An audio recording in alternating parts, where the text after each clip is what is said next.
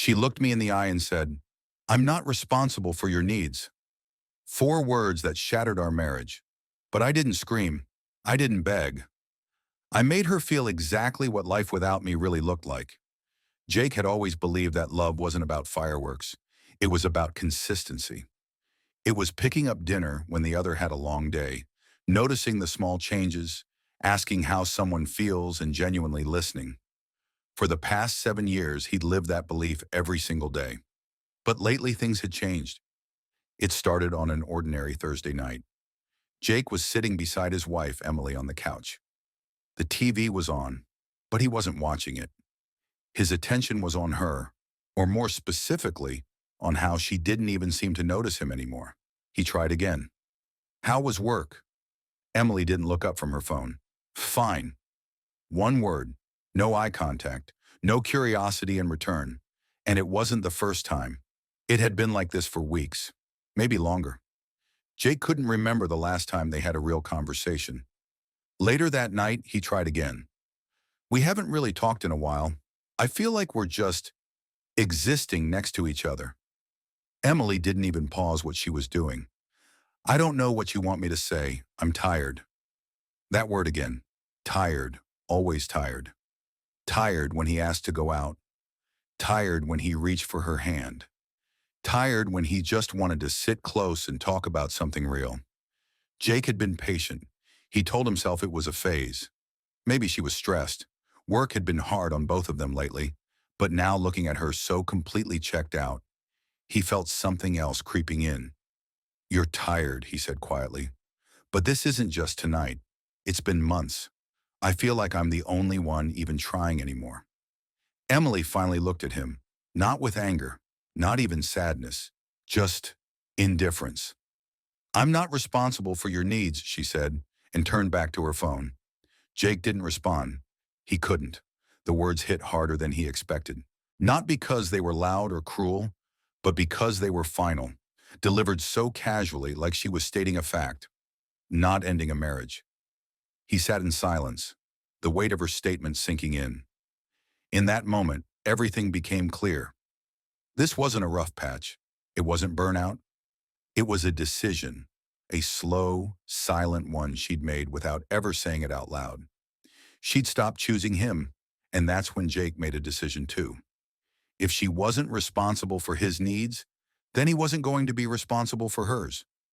He didn't announce it. No dramatic speeches, no fights. He just stopped. The next morning he made coffee, just 1 cup. Didn't say good morning, didn't ask if she needed anything. When she came into the kitchen, she barely noticed. Good, that was the point. At work, he didn't send his usual, "hope your day's going okay" text. At home, he didn't ask about her meetings, her coworkers, or the traffic. He was polite, civil, but detached, and it was surprisingly easy. For years, he had put her first, stayed up late to help her through work drama, canceled plans with friends, cooked, cleaned, managed their schedules. Because that's what love was, right? Taking care of each other. But now he wasn't sure what they were anymore. Emily didn't react at first. She went on with her routines like nothing had changed. But Jake was watching, waiting. He wanted to see how long it would take for her to notice the silence he had lived in for months was now surrounding her too. By the end of the week, she started to notice. "You've been really quiet lately," she said one evening. Jake shrugged. "Just busy." She frowned but didn't press. A few days later at dinner, she tried again. "Are you okay? You've been acting different." Jake met her eyes calmly. "I figured you weren't responsible for my needs, so I stopped expecting anything." That landed. For the first time, her expression cracked. She blinked, lips parting, unsure how to respond. Finally, she muttered, "Oh, so this is some passive-aggressive thing now?" "No," Jake said. "I'm just following your lead." Silence followed. She didn't have a comeback, and Jake didn't feel guilty. Not anymore. Because love wasn't a one-way contract. And if Emily truly believed she didn't have to show up for him, then it was time she saw what life looked like when he stopped showing up for her too. He wasn't being spiteful. He wasn't trying to hurt her. He was done carrying the entire weight of their relationship alone. And for the first time in years, he felt a strange, quiet kind of freedom. Jake had always been the glue, checking in, picking up the slack, filling in the emotional gaps without needing to be asked. But now he was letting those gaps remain, letting her feel what it was like when no one stepped in. And at first, Emily barely flinched. She thought he was moody, maybe going through something. She assumed he'd bounce back like he always did. He didn't. She came home from work a few days later and sighed loudly, an obvious cue for attention. Jake didn't ask what was wrong, just nodded in her direction and went back to reading. Her shoulders tensed. She waited. Nothing. At dinner, she commented, "You didn't ask about my presentation today." Jake looked up, calm as ever. "Figured you'd tell me if you wanted to." That was the first time she didn't have a quick reply. Jake wasn't cold or cruel. He wasn't slamming doors or picking fights. He just stopped stepping in, stopped buffering every moment with care. He wasn't playing a game. He was done performing a one-sided role. He handled his own laundry, left hers where it was, washed only the dishes he used, paid his half of the bills and nothing more. When something broke around the house, she'd find him reading or working, not grabbing his toolbox. "You'll figure it out," he'd say if she asked. She did try to pretend it didn't bother her. At first, more scrolling, more headphones in, more shallow distractions. But Jake watched closely. The confidence started to slip. She'd glance his way more often now, unsure if he was even noticing her. He was. He just wasn't reacting. One night, she came into the living room holding 2 mugs of tea, something she hadn't done in years. She set one beside him. "Thanks," he said flatly, taking a sip, then returning to his screen. No smile, no warmth, just acknowledgement. Emily sat in silence beside him. She didn't try again for a few days.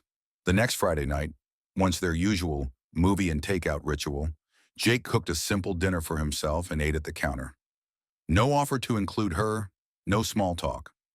He cleaned his plate, left hers untouched on the table. As he passed by her on the couch, she asked, "So, we're just roommates now?" Jake paused. "I'm giving you what you asked for." Emily scoffed. "That's not what I meant when I said I'm not responsible for your needs." He raised an eyebrow. "Then what did you mean?" She opened her mouth, but nothing came out. He walked away. Each time she tried to engage him, Jake met her with the same quiet boundary. No hostility, but no effort either. He matched her energy, something she never expected. Because the truth was, she had always depended on him to be the one who cared more, the one who held things together when she didn't want to. And now she was learning what it meant to be with someone who had stopped hoping. As the days passed, her attempts grew more obvious. One morning, she brought him coffee. "Thought you might need a boost," she said with a smile that looked forced. He took the cup. "Thanks." Nothing more. That evening, she tried small talk at dinner.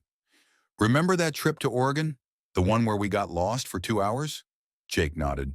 "Yeah, GPS didn't work for half the drive." She chuckled nervously. "That was kind of fun, wasn't it?" He didn't answer. He saw what she was doing, testing the waters, trying to see if there was still something there. But Jake wasn't ready to offer her relief. Not yet. Not when he wasn't sure she even missed him, or just the convenience of him. That weekend, she made dinner for both of them, set the table, lit candles, a scene she hadn't bothered with in months. Jake ate, said thank you, then took his book into the bedroom and left her at the table. He wasn't being cruel. He was being clear. If she wanted to reconnect, it had to be real, not just about filling the silence or soothing her guilt. On Sunday, she tried again. "Do you want to go for a walk later?" Jake hesitated. "Not really." "You used to like our walks," she said softly. "I used to like a lot of things," he replied, not looking at her. It was the first time she didn't respond at all. That night, she stood in the kitchen holding a glass of water, her hand trembling slightly. "You really don't care anymore, do you?" she asked. Jake set his phone down. "What makes you say that? You barely speak to me. You don't ask how I am. It's like I don't exist." He leaned against the counter. "That's interesting, because that's how I felt when I told you I needed more. And you said, 'I'm not responsible for your needs.'" Her jaw tightened. She looked away. "I didn't mean it like that," she murmured. "Then how did you mean it?" She didn't answer. Jake nodded. "That's what I thought." He walked past her, brushing gently by without a word. She didn't follow, because for the first time in their marriage, the imbalance was gone, and she was starting to feel what it was like when someone finally stops chasing you. The emotional standoff continued.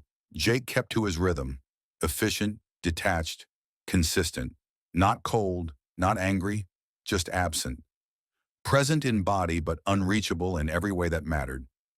Emily tried to hold her ground. She filled the silence with noise, TV in the background, music always playing, meaningless scrolling on her phone. But the distractions weren't enough. Not anymore. The quiet moments were the hardest. The ones where they used to talk, laugh, share inside jokes, now filled with nothing. She would glance at him, waiting for a comment, a smile, anything that hinted he still cared. But Jake didn't offer even a flicker. One night she stayed late at work. Normally she'd text to let him know. She didn't this time. Partly to test him, partly out of pride. When she walked in hours later, he was sitting at the kitchen counter, reading. No reaction. No, you okay? Or long day? She stood there holding her bag, waiting for something. He didn't look up. Emily set her things down harder than necessary. Still nothing. You didn't even notice I wasn't home, she said. Jake didn't miss a beat. I noticed. That was it. She stared at him, hoping the silence would pressure him into explaining, into caring, but it didn't. He returned to his book, unbothered. The next day she tried a different tactic. She made breakfast, his favorite, and set 2 plates at the table. Jake thanked her, ate quietly, then took his plate to the sink and left hers untouched. No eye contact, no small talk, no opening.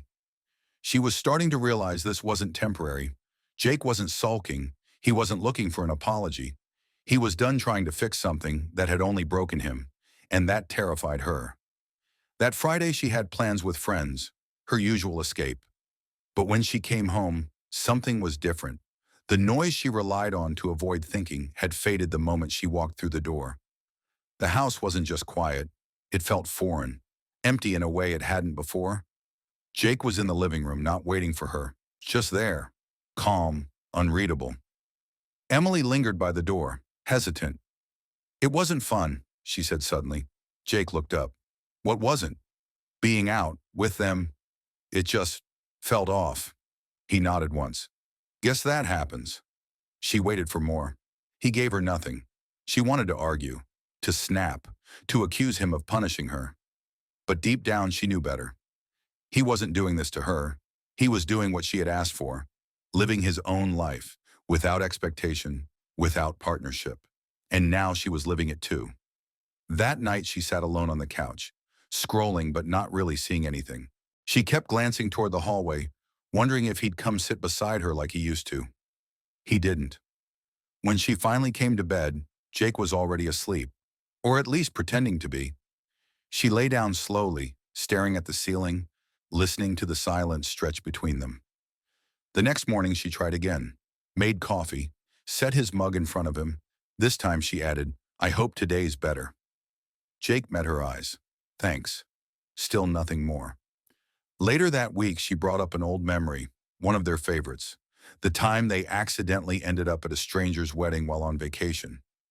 They'd laughed about it for years. Jake smiled faintly but said nothing. That was when it hit her. He hadn't stopped feeling. He just stopped sharing it with her, and she wasn't sure how to get it back. One night, after another quiet dinner, she asked directly, Are we just going to keep pretending this is normal? Jake looked up. What's not normal? This, she said, gesturing between them. You act like I don't exist. He nodded. I'm acting exactly how you told me to act. I'm not expecting anything. I'm not making you responsible for my needs. Isn't that what you wanted? She opened her mouth but stopped. She didn't have an answer. Not one that made her look good. Jake stood and placed his plate in the sink. I'm just following your lead, Emily. She didn't follow him this time. She stayed at the table, sitting in the silence she had created, and for the first time, she started to admit what that silence really meant. It wasn't just space, it was separation. It wasn't just a break, it was breaking. As the days passed, her behavior shifted. Less anger, less sarcasm, more watching, more waiting. The mask of indifference was slipping, and underneath it was something raw. Regret. Jake saw it, but he didn't trust it. She had to want him, not just the convenience of what he used to provide. He wasn't interested in being needed. He wanted to be chosen. The silence between them had shifted. At first it had been a wall, then it became a mirror. And what Emily started to see in that reflection scared her. She was alone, not in the dramatic, theatrical way she'd once imagined loneliness. No screaming fights, no slammed doors, no affair, no one walking out, just absence. Jake was still in the house, still doing laundry, making meals, going to work. But he wasn't with her anymore. He didn't ask about her day. He didn't laugh at her jokes. He didn't reach out, didn't initiate anything, didn't fill the room with warmth like he used to. She had asked for space. Now she had it, and it was unbearable. Emily tried different approaches. One day she texted him a meme. They would have both laughed at a year ago. No response. Another day she left a note with a small compliment on his desk. He acknowledged it with a nod. Nothing more. She wasn't used to being the one reaching. She especially wasn't used to getting no reward for trying. That Friday night she cooked again, something she knew he liked. She set the table, waited, kept the TV off. It looked like a scene from their past, if you didn't look too closely. Jake sat down, ate, said thank you, and quietly returned to his office. No conversation, no sign he missed what they'd lost. Emily sat at the table alone, staring at her plate. For the first time, she couldn't pretend she wasn't hurt. The next week, things escalated, though not in volume. No shouting, no outbursts, just moments that pierced through the silence. Jake got a text late at night. She saw his phone light up across the room. He looked at it, typed something back, then locked it again.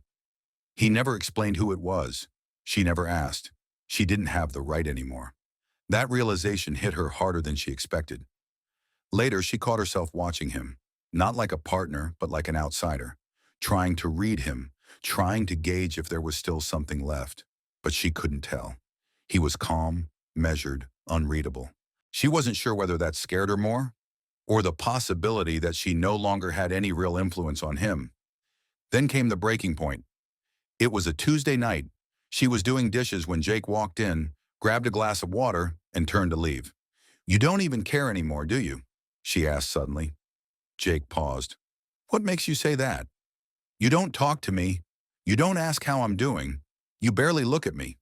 He leaned against the counter. For once, he didn't hold back. "That's interesting, because that's exactly how I felt the night I told you I needed more. And you said you weren't responsible for my needs." She blinked. "I didn't mean it like that." Jake's voice was calm but firm. "Then what did you mean?" She opened her mouth, but no answer came. She stared at the floor. "I thought you'd never stop trying," she finally whispered. "I know," Jake said. "That's the problem." There was nothing left to say. He walked away again. Emily didn't follow. She couldn't. That night, the weight of everything finally settled on her. The choices she'd made, the things she'd said, the comfort she'd taken for granted. For years, Jake had kept the foundation of their marriage solid, and she had stood on it, confident he would never let it crack. But now she was standing on her own, and the floor was shaking. Over the next few days, she began showing more intentional effort. Not grand gestures, not manipulative moves, small, meaningful actions. She made him coffee every morning. She didn't push conversations. But when she asked how he was, she listened, really listened. She started to pause when she entered a room, noticing where he was, what he was doing, whether he needed space or welcome. Jake noticed. He didn't acknowledge it at first, but he saw it, and he waited, because he had a question she hadn't answered yet. Did she want him, or did she just want what he had always done for her? Emily could sense that line between them now. She could feel how close he was to being truly gone, and how hard it would be to reach him again. But something had shifted inside her too. Not just fear of loss, but clarity. She had mistaken his constant support for something guaranteed. She hadn't realized how much of their life together had depended on his quiet effort. Now she understood, but Jake still didn't know if that understanding came from love or guilt or fear, and he wasn't going to rescue her from that realization. Not this time. Emily didn't break down all at once. There was no dramatic scene, no begging, no tears on the floor, but there were shifts, quiet, steady ones that Jake noticed, even if he didn't react to them immediately. She started showing up differently. No more small manipulations, no half-hearted gestures. When she asked about his day, she stayed present for the answer. When he spoke, she listened without interrupting or redirecting. And most importantly, she stopped expecting him to fix anything. She stopped trying to reset the past. Instead, she focused on the moment in front of her. Jake saw all of it, and he appreciated it. But he didn't let himself be pulled back too quickly. He'd learned too much about imbalance, about effort that wasn't returned, about the kind of silence that erodes trust. So he stayed guarded. 2 weeks passed, then 3. And then, on a quiet Thursday night, something changed. Jake came home later than usual. Normally, that would have triggered a passive-aggressive comment from Emily, but this time, she was just there, waiting, not scrolling, not zoning out, just sitting at the table, fully present. She had made dinner, nothing fancy, just thoughtful. Jake paused in the doorway. "You didn't have to do that." "I wanted to," she said. "No strings, no expectation." They sat down and ate in silence, but it wasn't the strained kind. It was new, tentative, careful. After dinner, they didn't retreat to separate spaces. They stayed at the table. Talked. Not about the past or the fight or who was right. Just about their week. It was the first real conversation they'd had in months. Later that night, Emily stopped him before he walked away. "I know I hurt you," she said, "and I know it's not something I can undo, but I'm not trying to erase what happened. I'm trying to be different now. I want to be better, not to get things back the way they were, but to be someone you can actually trust again." Jake didn't respond right away. He looked at her, really looked at her, not with anger or resentment, but with quiet calculation. "You didn't fight for us until you felt what it was like to lose me," he said. She nodded. "I know. And I need to know that what you're doing now isn't just about fear or loneliness." "It's not," she said. "At least not anymore." He watched her for another long moment, then prove it. And with that, he turned in for the night. Not out of cruelty, but to leave the next move in her hands. Over the next few weeks, Emily didn't let up. Not with overcompensation or guilt-driven apologies, but with steady effort. She did her own laundry, handled her own errands. She didn't expect praise or recognition. When she wanted to talk, she asked respectfully. When he declined, she accepted it without complaint. The balance was finally shifting, not because Jake demanded it, but because Emily realized it was never supposed to be so one-sided in the first place. One evening, Jake found her in the kitchen making dinner again. She didn't turn it into a show, just handed him a plate and said, "Hope you like it." He did, and this time he stayed. They talked, laughed a little. Something felt lighter, not fixed, not perfect, but real. After they cleaned up, Jake didn't go to his office. He stayed in the living room with her, and when she reached for the remote to put on a movie, he didn't stop her. An hour in, she leaned against him. Not casually, not habitually, but with intention. Jake didn't pull away. They didn't speak. They didn't need to. Because rebuilding trust isn't about saying the right thing. It's about consistency, about proving, over time, that you're willing to meet someone halfway. It took weeks for Jake to fully open up again, but he did, gradually. When she asked how he was doing, he gave more than one-word answers. When she made mistakes, he told her honestly instead of retreating into silence. He didn't start making her coffee again right away, but one morning he poured a second cup, just left it beside her. No announcement. She didn't say anything, just smiled, then sipped it in silence. That's how healing worked between them. Quietly, slowly, deliberately. They weren't the same couple anymore. That version of them was gone. But something new had started. Something built on effort from both sides. On awareness, on accountability. Jake never forgot how far things had fallen. He kept his boundaries clear, but he also let himself hope again. Not because Emily asked him to, but because she gave him reason to. And Emily? She stopped waiting for Jake to make her feel secure. She started showing up not as someone needing saving, but as someone ready to save what they had together. It wasn't about proving she could be perfect. It was about proving she was willing, and she was.